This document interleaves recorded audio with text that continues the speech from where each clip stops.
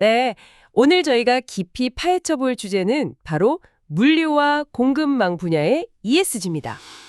환경, 사회, 지배구조, 이 세 글자가 요즘 정말 중요해졌죠? 네, 맞습니다. 이게 단순히 좋은 이미지 만들자 이런 차원을 넘어서요. 실제 기업의 수익성, 또 경쟁력에도 직접적인 영향을 주고 있거든요. 그렇죠. 그래서 오늘은 이 ESG가 물류 현장에서 구체적으로 어떻게 돌아가고 있는지, 그런 걸 좀 자세히 들여다보려고 합니다. 네, 저희가 살펴본 자료들을 보면요. 정말 다양한 사례들이 많습니다. DHL, UPS, 페덱스 같은 아주 큰 글로벌 기업들 이야기부터 또 아시아 시장은 어떤지, 규제나 기술은 어떻게 바뀌고 있는지. 아, 그리고 많은 분들이 궁금해하실 것 같은데, 그래서 투자하면 얼마나 남냐, 이 ROI 측정 방법까지 다뤄볼 예정이죠? 네, 맞습니다. 국내외 사례들까지 포함해서 아주 알차게 준비했습니다. 좋습니다. 이번 시간 목표는 명확합니다. 왜 물류와 공급망에서 ESG가 필수가 됐는지, 또 기업들이 어떤 노력으로 성과를 내고 있는지 그 생생한 이야기를 전해드리는 겁니다. 네, 이걸 통해서 듣고 계신 여러분의 실제 업무나 관심 분야에도 이런 걸 적용해 볼 수 있겠다 하는 그런 통찰을 얻어가셨으면 좋겠습니다. 자, 그럼 본격적으로 한번 시작해 볼까요? 좋습니다. 그럼 먼저 그 글로벌 물류 시장의 큰 손들이죠. DHL, UPS, 페덱스 이 기업들 이야기부터 시작해 보죠. 네. 이 회사들한테 ESG는 이제 뭐랄까 그냥 구호가 아니에요. 실제 비즈니스를 키우는 동력으로 쓰고 있다는 점이 중요합니다. DHL 같은 경우 2030년까지 탄소 중립 달성하겠다는 목표가 상당히 야심차던데요. 이게 그냥 말로만 하는 게 아니라 실제 투자로 이어지고 있는 거죠? 이런 목표를 세웠고요. 60%면 정말 많은 건데요. 그렇죠. 그리고 물류센터 운영에 쓰는 전기도 100% 재생에너지로 하겠다고 하고요. 포장재도 다 재활용 가능한 걸로 쓰고 심지어 실시간으로 탄소 배출량을 추적하는 시스템까지 만들어서 관리하고 있습니다. 와, 정말 전방위적이네요. 그럼 이런 투자가 실제 성과로도 좀 나타나고 있습니까? 예를 들어서 탄소 배출량은 얼마나 줄었고 이게 비즈니스에는 어떤 영향을 줬는지 이런 게 궁금한데요. 성과가 아주 뚜렷해요. 2023년 기준으로요. 벌써 탄소 배출량을 25%나 줄였다고 합니다. 오, 25%나요? 네. 근데 더 재미있는 건요. 이게 실제 계약으로 이어진다는 거예요. DHL의 친환경 물류 서비스를 선택하는 고객사가 30% 늘었고요. 아, 고객사들이 늘었어요? 네. 그리고 ESG 요건을 꼭 맞춰야 하는 그런 신규 계약 있죠. 이게 무려 40%나 증가했어요. 그러니까 단순히 비용을 줄이는 걸 넘어서 새로운 비즈니스 기회를 만들고 있는 거죠. 이야, 비용 절감은 물론이고 새로운 계약까지 끌어온다니. 대단하네요.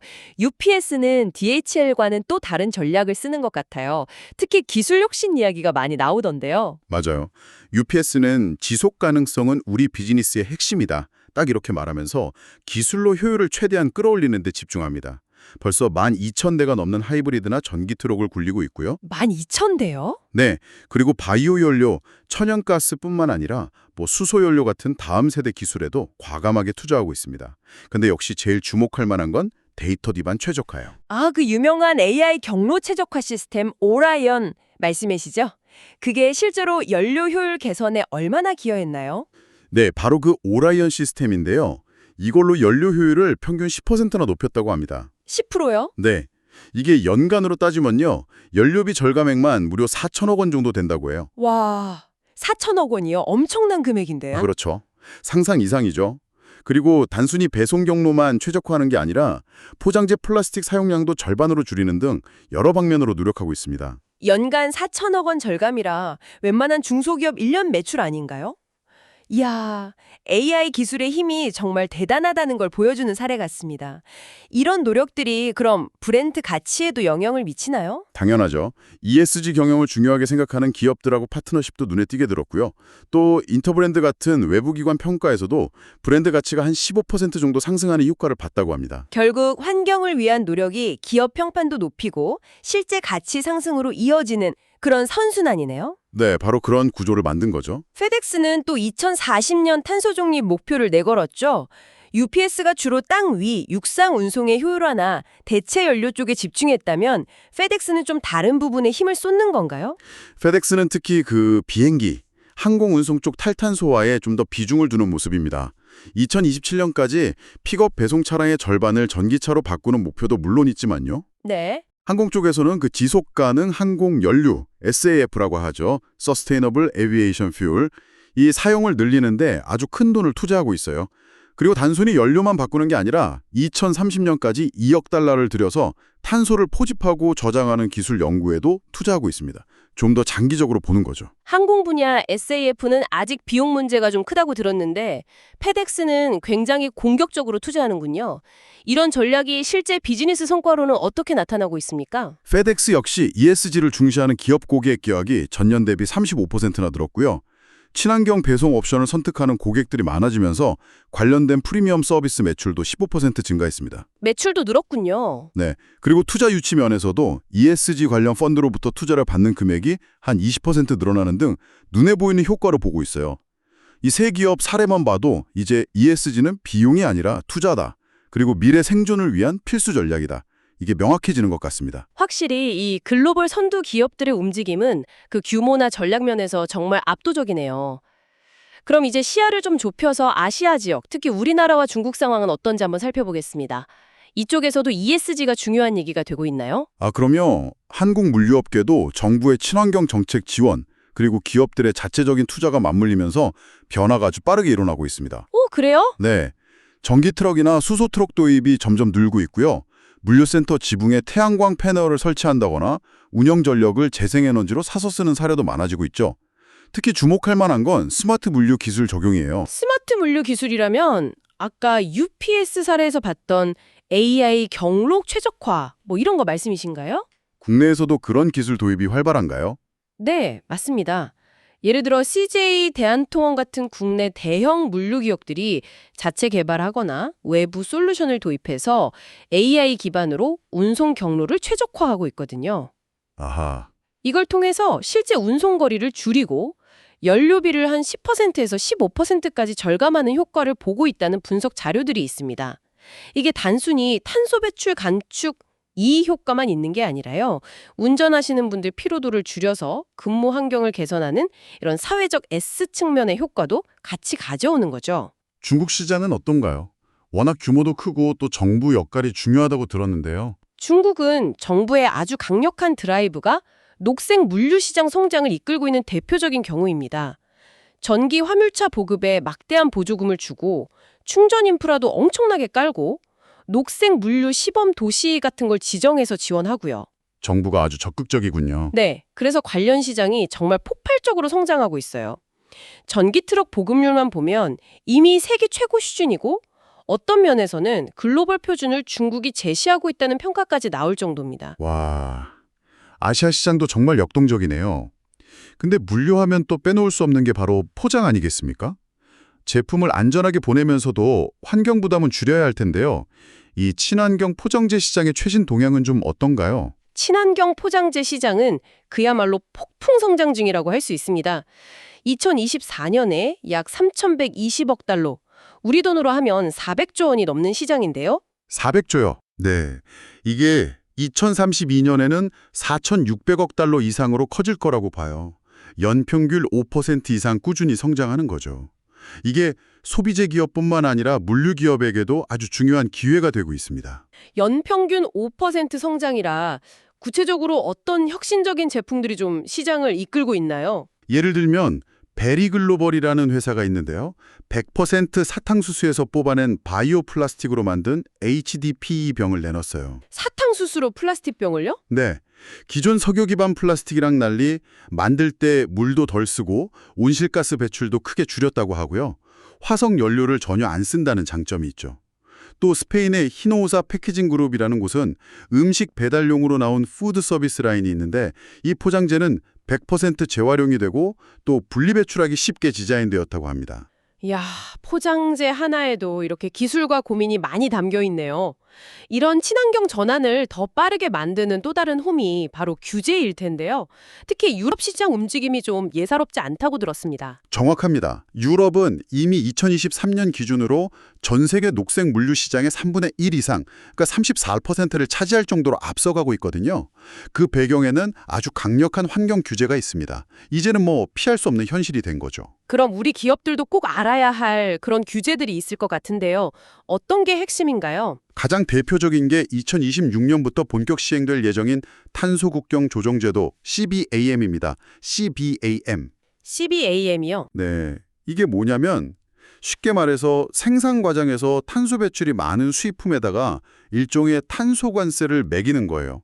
또 배터리 같은 경우는 생산부터 재활용, 폐기까지 전 과정에 걸쳐서 탄소 발자국 정보를 공개하고 관리하도록 의무화하는 규제가 점점 강해지고 있고요. 해운 쪽에서는 기존의 EU 배출권 거래제, ETS라고 하죠. ETS. 이게 적용 범위가 확대되면서 선사들 비용 부담이 커지고 있습니다. 아, 듣기만 해도 좀 숨막히는 규제들인데 기업 입장에서는 비용 상승 압박이 정말 상당하겠어요. 이걸 그냥 위협으로만 봐야 할까요? 물론 단기적으로는 비용 부담이 맞죠. 하지만 좀 관점을 바꿔보면 이게 오히려 기회가 될 수도 있어요. 기회요? 어떻게 기회가 되죠? 규제 기준을 맞추기 위해서 남들보다 먼저 기술을 개발하고 시스템을 갖춘 기업은 시장에서 차별화된 경쟁 우위를 가질 수 있거든요. 심지어 친환경 프리미엄을 요구할 수도 있습니다. 예를 들어서 탄소 배출량이 적은 배송 서비스를 이용하려는 고객에게는 조금 더 높은 운임을 받을 수도 있겠죠. 규제가 새로운 경쟁의 판을 여는 셈입니다. 아, 위기를 기회로 만드는 열쇠가 결국 혁신에 있다는 말씀이시군요. 관련된 기술 혁신 사례도 좀 있을까요? 네, 국내 기업 중에서는 HD 현대중공업의 윈드 어시스트 기술이 좋은 예가 될 것 같아요. 배 위에다가 커다란 원통형 기둥, 로터라고 하는데요. 이걸 달거나 아니면 돛을 설치해서 바람힘으로 배를 가게 하는 방식입니다. 배에 돛을 단다고요. 네, 약간 그런 개념이죠. 하이로터 기술은 최대 15%까지 연료를 아낄 수 있고 윈드세일 기술은 탄소 배출을 최대 20%까지 줄일 수 있다고 해요. 올해 육상 테스트나 마치고 내년에는 실제 배에 달아서 바다 위에서 테스트할 계획이라고 하니까 곧 상용화될 수도 있겠죠. 이런 기술 혁신이 가져오는 가치가 단순히 규제 대응이나 연료비 절감에만 있지는 않겠군요. 그럼요. 직접적인 운용비용 절감은 기본이고요. 규제를 지킴으로써 사업의 불확실성을 줄이고 또 기술 리더십을 통해서 브랜드 이미지도 높일 수 있죠. 더 나아가서는 이런 친환경 솔루션 자체가 새로운 부가가치를 만들고 아직 초기 단계인 관련 시장을 먼저 차지하는 기회가 될 수도 있습니다. 패션 산업 쪽에서도 공급망 차원에서 아주 혁신적인 시도가 있다고 들었어요. 월마트랑 루비레보러토리스 협력이 좀 흥미롭던데요? 네, 그 사례는 정말 독특합니다. 월마트가 루비레보러토리스라는 스타트업이랑 손을 잡았는데요. 공장에서 나오는 이산화탄소를 잡아서 이걸 원료로 다시 섬유를 만드는 기술을 개발하고 있어요. 이산화탄소로 옷을 만든다고요? 네, 그런 셈이죠. 생산 과정에서 나오는 탄소를 버리는 게 아니라 자원으로 다시 쓰는 순환경제의 아주 좋은 모델입니다. 올해부터 이 기술로 만든 옷을 시범적으로 생산하고 유통할 계획이라고 합니다. 자라를 가진 인디텍스 그룹도 굉장히 야심찬 목표를 세웠다고 들었는데요.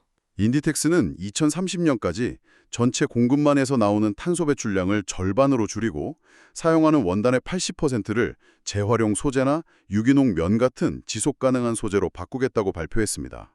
80%나요? 네, 이건 그냥 몇몇 제품의 친환경 소재를 쓰는 수준이 아니라 디자인, 생산, 물류, 판매, 폐기까지 모든 과정에 걸친 혁신을 해야 하는 아주 도전적인 목표죠. 와, 정말 다양한 산업 분야에서 ESG 경영이 뿌리내리고 있네요. 그런데 많은 기업들이 현실적으로 부딪히는 문제가 바로 그래서 투자를 하면 얼마나 이득이 되는데 이 ROI, 투자 수익률일 것 같습니다. 친환경 기술이나 설비 도입에 초기 비용이 드는데 이 투자가 과연 맞는 건지 이걸 어떻게 입증하고 성과를 관리해야 할까요? 아, 정말 현실적이고 중요한 질문입니다. 친환경 물류 투자의 효과는 크게 직접적인 재무 효과랑 간접적인 비재무 효과로 나눠서 봐야 합니다.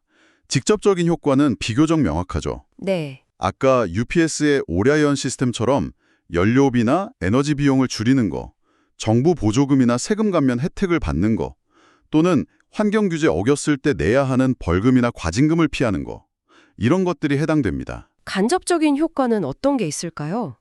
당장은 눈에 잘 안 보이지만 장기적으로는 중요할 것 같은데요? 네, 간접 효과는 기업의 평판, 브랜드 가치, 고객 관계, 투자 유치 이런 데 영향을 줍니다. 예를 들어 친환경 이미지를 만들어서 제품이나 서비스에 약간의 프리미엄 가격을 붙일 수 있는 기반을 만들거나 ESG 경영을 중요하게 생각하는 큰 고객사와의 계약에서 좀 더 유리한 위치를 차지할 수 있습니다. 아, 그렇군요. 네. 그리고 ESG 성과가 좋은 기업은 투자자들로부터 더 많은 관심을 받고 자금 조달 비용도 낮출 수 있죠. 이런 부분들이 장기적으로는 기업 가치에 아주 큰 영향을 줍니다. 결국 이런 직접적, 간접적 효과들을 제대로 파악하고 관리하려면 측정 가능한 핵심 성과 지표, KPI 설정이 필수적이겠네요. 어떤 지표들을 주로 써야 할까요? 맞습니다. KPI는 크게 세 가지 영역으로 나눠서 설정하고 추적하는 게 좋습니다. 첫째는 당연히 환경 E 관련 지표겠죠. 단위 운송량당 탄소 배출량 감축률, 재생에너지 사용 비율, 폐기물 재활용률, 물 사용량 감축률 같은 걸 정기적으로 측정해야 하고요. 네. 둘째는 경영 성과와 관련된 지표입니다. 전체 매출에서 친환경 서비스나 제품이 차지하는 비중, 또 ESG 요건을 충족하는 신규 고객 확보율, 기존 고객 유지율 같은 걸 통해서 ESG 활동이 실제 비즈니스에 얼마나 기여하는지 파악할 수 있습니다. 그럼 마지막 세 번째 영역은 무엇인가요? 바로 사회 S 및 지배구조 G와 관련된 그리고 브랜드 평판과 관련된 지표들입니다. 예를 들어 직원 만족도는 안전사고 발생률 S, 이사회 다양성이나 투명한 정보 공개 수준 G, 그리고 ESG 관련 언론 보도 건수나 긍정 부정 비율, 소셜미디어에서의 언급량과 반응, 각종 지속가능 경영 평가 순위 같은 것들을 모니터링하는 거죠. 아하. 이런 다각적인 지표 관리를 통해서 ESG 경영의 현주소를 정확히 진단하고 다음 단계 전략을 효과적으로 세울 수 있습니다. 여기서 잠시 여러분께 한번 질문을 드려보고 싶네요. 여러분의 회사에서는 이런 ESG 관련 성과를 어떻게 측정하고 관리하고 계신가요? 아니면 개인적으로 물류 분야에서 어떤 ESG 지표가 가장 중요하다고 생각하시는지요? 네, 좋은 질문입니다. 각자 계신 곳의 상황에 맞춰서 한번 고민해 볼 만한 지점인 것 같습니다. 자, 이제 논의를 마무리하면서 미래를 좀 내다볼 시간입니다. 다가오는 2025년 물리시장에는 어떤 변화가 예상되고 기업들은 어떤 전략으로 대응해야 살아남고 또 성장할 수 있을까요? 몇 가지 큰 흐름이 예측됩니다. 우선 팬데믹 때 엄청 늘었던 해상 운송 수요가 좀 안정화되면서 배가 남아도는 현상, 그러니까 공급 과잉 현상이 나타나고 이것 때문에 운임 하락 압박이 계속될 가능성이 있어요. 경쟁이 더 치열해지는 거죠. 아, 운임은 떨어지는데 네. 반면에 아까 말씀드린 CBM이나 ETS 확대 같은 환경 규제는 더 강해지면서 기업들의 운용 비용 부담은 오히려 늘어날 겁니다. 운임은 떨어지는데 비용은 올라간다. 기업들 입장에서는 정말 어려운 환경이네요. 이런 상황에서 기술의 역할은 더 중요해지겠군요. 그렇습니다. 비용 절감하고 효율성을 높이기 위해서 AI, IoT, 로봇 기술 같은 것들 도입은 이제 선택이 아니라 필수가 될 겁니다. 최적화된 운송 경로 제공, 화물량 예측을 통한 창고 운영 효율화, 상하차 작업 자동화 같이 기술을 활용한 생산성 혁신 경쟁이 더 치열해질 거고요. 그리고 또 하나 중요한 변화는 고객들의 요구 수준이 달라진다는 점입니다. 고객 요구 수준이요? 네, 단순히 빠르고 싼 것만이 아니라 지속 가능한 방식으로 운송되는지에 대한 고객과 투자자들의 관심과 요구가 계속 커질 거라는 거죠. 이런 복잡하고 어려운 환경 속에서 앞서 나갈 기업들은 어떤 공통적인 특징 혹은 성공 전략을 가지게 될까요? 네 가지 핵심 전략을 꼽아볼 수 있을 것 같습니다. 첫째는 선제적인 기술 투자입니다. 당장 비용이 좀 들더라도 AI, 자동화, 친환경 기술에 먼저 투자해서 비용 경쟁력이란 서비스 차별화를 동시에 확보해야 합니다. 네. 둘째는 투명한 데이터 공개와 소통입니다. ESG 성과 데이터를 정확하고 투명하게 공개해서 고객, 투자자, 사회의 신뢰를 얻는 게 중요합니다. 특히 ISO 4083, ISO 14083 같은 표준화된 방법론에 따라서 탄소 배출량을 보고하는 게 점점 더 중요해질 거고요. ISO 14083 기억해둬야겠네요. 네. 셋째는 공급망 전체의 협력 강화입니다. 나 혼자만 잘하는 게 아니라 협력사, 고객사랑 같이 지속 가능성 목표를 세우고 노력해야 시너지가 날 수 있습니다. 마지막으로 끊임없는 혁신 문화입니다. 규제나 시장 변화에 그냥 따라가는 게 아니라 새로운 친환경 솔루션이나 비즈니스 모델을 계속 찾고 시도하는 기업만이 미래 시장을 주도할 수 있을 겁니다. 오늘 정말 깊이 있는 분석과 통찰 나눠주셨네요. 정리를 좀 해보면 물류 및 공급망 분야에서 ESG는 이제 단순한 유행이 아니라 기업의 생존과 성장을 결정하는 핵심 경쟁력이 되었다는 거군요. 네, 맞습니다. DHL, UPS, 페덱스 같은 글로벌 리더들은 이미 ESG를 통해서 비용을 줄이고 새로운 시장을 열고 또 브랜드 가치를 높이는 실질적인 성과를 만들고 있습니다. 초기 투자 부담이 있을 수는 있겠지만 길게 보면 규제 리스크 관리나 운영 효율성 증대, 고객과 투자자 신뢰 확보, 새로운 성장 기회 발굴 같은 얻을 수 있는 이점이 훨씬 크다는 말씀이시죠? 그렇죠. 가장 중요한 건 완벽하게 준비될 때까지 기다리는 게 아니라 지금 바로 시작하는 것입니다. 맞습니다. 현재 우리 조직의 ESG 수진을 정확히 파악하고 실현 가능한 목표부터 단계적으로 세우면서 필요한 기술과 시스템에 투자하고 그 성과를 꾸준히 측정하고 개선해 나가는 그런 실행력이 중요하겠네요. 오늘 저희가 나눈 이야기들 중에서 여러분 각자의 자리에서 가장 먼저 한번 시도해 볼 수 있는 작은 변화는 무엇일지 생각해 보시면 좋겠습니다. 저묵을 저희가 중미한 이야기는 여기까지입니다. 마지막으로 여러분께 스스로 답을 찾아볼 질문을 하나 남겨드리고 싶습니다. 앞으로 규제는 더 강해지고 기술은 예상보다 빠르게 발전하고 지속 가능성에 대한 사회적 요구는 더욱 높아질 겁니다. 이런 격변의 시대에 물류산업의 미래를 결정지을 다음 게임 체인저는 과연 어떤 혁신적인 ESG 전략이 될 것이라고 생각하시나요? 정말 흥미로운 질문입니다. 이 질문에 대한 여러분만의 답을 찾아가는 과정이 앞으로의 변화에 대비하는 좋은 출발점이 될 것 같습니다. 오늘 저희와 함께 깊이 탐구해 주셔서 감사합니다.